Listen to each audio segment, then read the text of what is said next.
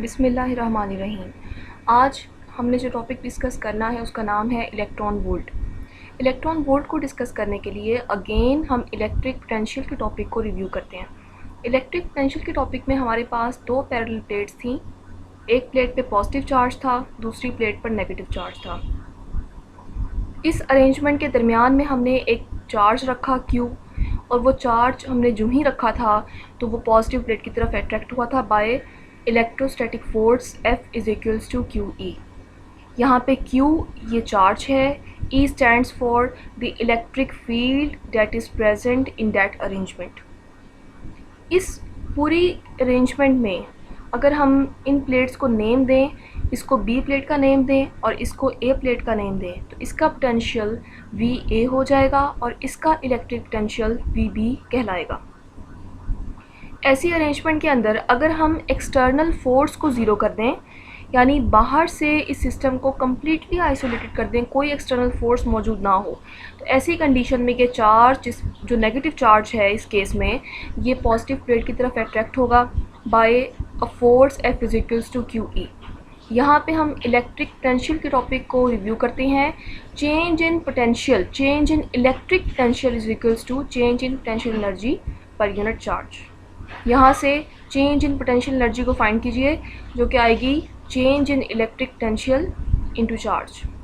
अब हम यहाँ क्या कह रहे हैं, हम कह रहे हैं कि एक्सटर्नल फोर्स को ज़ीरो कर दें। एक्सटर्नल फोर्स को अगर हम ज़ीरो कर देंगे तो ये charge by some velocity v move करेगा टूवर्ड्स द पॉजिटिव प्लेट। इसकी मूवमेंट की वजह से हम कहेंगे कि इसके पास इस वक्त जो एनर्जी है वो काइनेटिक एनर्जी है, पोटेंशियल एनर्जी नहीं है। या फिर हम ये कह सकते हैं कि change in potential energy will appear in the form of change in kinetic energy in the system. अगर ये पार्टिकल मूव करता टूवर्ड्स द नेगेटिव प्लेट तो इसके पास पोटेंशियल एनर्जी आती, लेकिन यहाँ ये मूव कर रहा है टूवर्ड्स द पॉजिटिव प्लेट और इसकी वेलोसिटी की वजह से इसके पास जो एनर्जी है वो काइनेटिक एनर्जी है। All the energy of potential is converted into kinetic energy. तो ये रिलेशन अब हम लिखेंगे चेंज इन पोटेंशियल एनर्जी की जगह change in kinetic energy is equals to change in electric potential multiplied by charge. यहाँ हम एज्यूम कर लेते हैं कि चार्ज, एक इलेक्ट्रॉन का चार्ज 1.6 मल्टीप्लाइड बाई 10⁻⁻19 कूलम, यानी ये एक इलेक्ट्रॉनिक चार्ज है जो हमने यहाँ पे रखा हुआ है। और change in potential is equals to 1V, यानी VB और VA। इसका चेंज अगर हम फाइंड करेंगे, इसका चेंज हमारे पास 1 वोल्ट के बराबर आएगा। इन दोनों चीज़ों को उठा के हम यहाँ इस रिलेशन में पुट करने लगे हैं। चेंज इन पोटेंशियल, देखें इसको हम लिख रहे हैं Q को हम लिख रहे हैं as E, change in potential को हम कह रहे हैं V। तो ये रिलेशन यहाँ पे मल्टीप्लाई होकर इस जगह पे आ जाएगा EV। तो इसको हम लिख रहे हैं अब 1EV, यानी यही इक्वेशन है change in kinetic energy is equals to del VQ। इसी इक्वेशन में इतने पार्ट को हमने इस केस के अकॉर्डिंगली चेंज किया है, यानी 1EV is equals to E की जगह उसकी वैल्यू 1.6 मल्टीप्लाइड बाई -19 कूलम्स और V की जगह उसकी वैल्यू 1 वोल्ट। 1 के साथ मल्टीप्लाई होकर ये फैक्टर एज इट इज़ आ जाएगा। कूलम और वोल्ट को हम जब मल्टीप्लाई करेंगे तो आंसर आएगा जॉल्स, यानी हमारे पास 1EV 1 इलेक्ट्रॉन वोल्ट।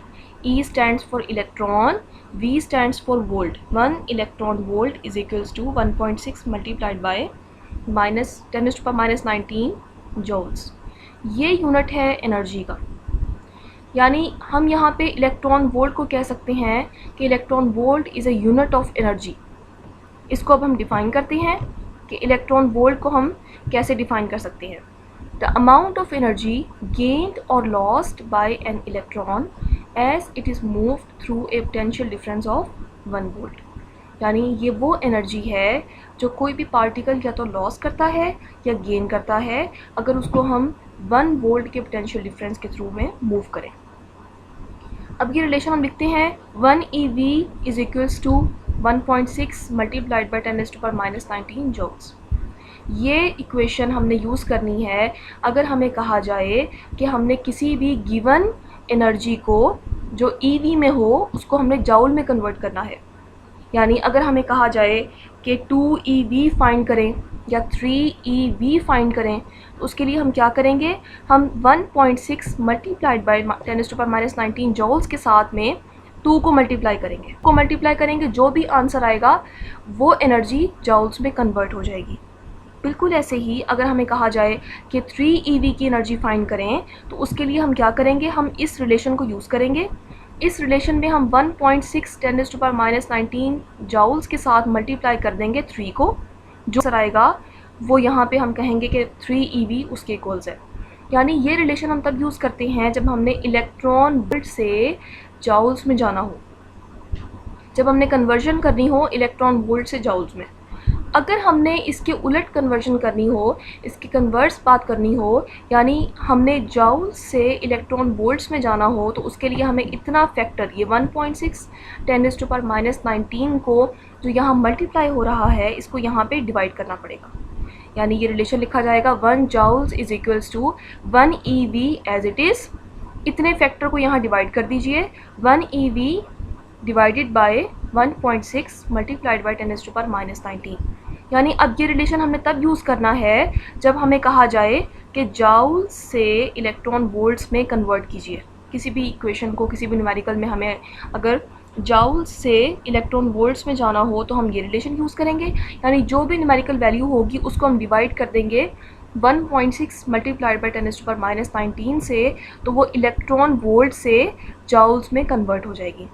और अगर हमें कहा जाए कि इलेक्ट्रॉन वोल्ट से जाउल्स में जाइए, तो हम मल्टीप्लाई करेंगे 1.6 मल्टीप्लाई बाई 10⁻⁻19 को, तो हम इलेक्ट्रॉन वोल्ट से जाउल्स में कन्वर्ट कर देंगे उस इक्वेशन को। अब यहाँ पे आपकी असाइनमेंट ये है कि आपने 2 इलेक्ट्रॉन वोल्ट्स की वैल्यू जो भी आएगी वो फाइंड करनी है, और 3 इलेक्ट्रॉन वोल्ट्स की जो भी वैल्यू आएगी वो फाइंड करनी है। फाइंड करके आपने मुझे फीडबैक देना है।